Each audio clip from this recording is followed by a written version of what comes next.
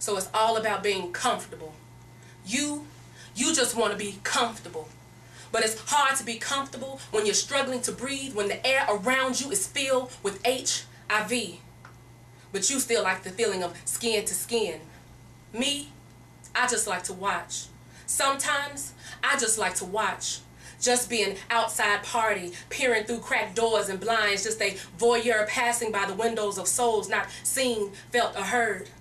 I like to be a witness to fantasies being played out in secret, undercover, down low, just seeing past insecurities and thoughtlessness.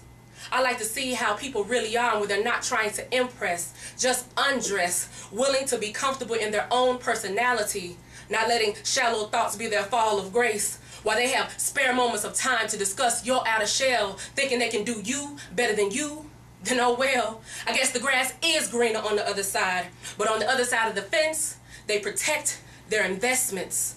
And when the time comes for you to help the world, you can only do it with your sweat and your tears, because your blood is tainted. And your antibodies are under constant attack. Not even realizing that you are a casualty of war, still contributing to the problem with no real way to solve them, just picking the scabs off old wounds to show evidence of injury, war wounds, battle scars to gain sympathy, because it's easier that way to get groupie. So I whisper poems of condoms and abstinence, but you lack consciousness, so you don't want to hear that. I can orgasm 2 or 3 times at the lack of responsibility that causes the infected numbers to rise, and winds that form tornadoes from all the open thighs damages my tears till I cry positive HIV statuses and use a Kleenex to dab each one and stand on the corner and pass them out for families to bathe their families in. Passing, giving willingly is just that easy. It's just that easy to dismiss morals and hide them under conspiracy theories of King James and theories that can't be explained. See, it's easier to be the giver instead of the taker of the disease. It's easier to be the trap than the rat that has to eat the cheese. It's easier to talk about doing things rather than really doing things. With instant gratification on the mind, it's got us putting our lives in the hand of the reaper for just one nut. Not using your head, she was giving some head while she dribbles disease down his shaft. He can only take notes about her craft and tell his boys later that she gave skulls so sickening, until a few months later when his saliva starts to thicken and now he chokes like when he used to smoke, even though he gave that up a long time ago. But now, all he can ask for is prayer.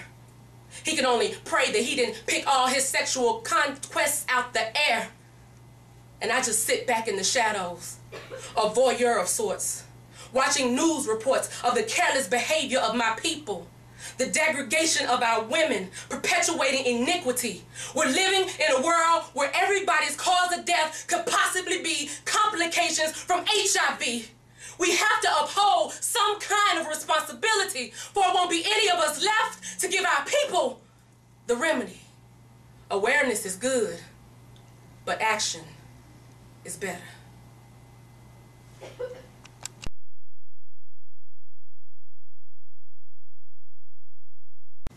Hello everyone, this is Nubia at Nubia Creative Images. This month, for the month of December, I actually did an AIDS awareness campaign. I had a various amount of people to come in and support this campaign.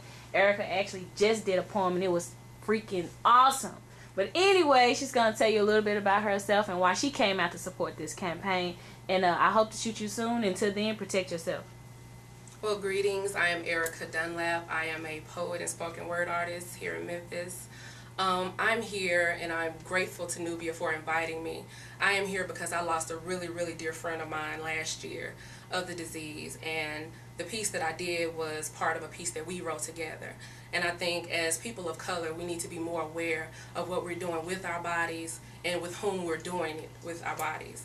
And I want to make sure that I'm a part of bringing awareness to every household, to every computer screen, to everyone that actually hears me do any poetry or sees me do anything, because awareness is the key.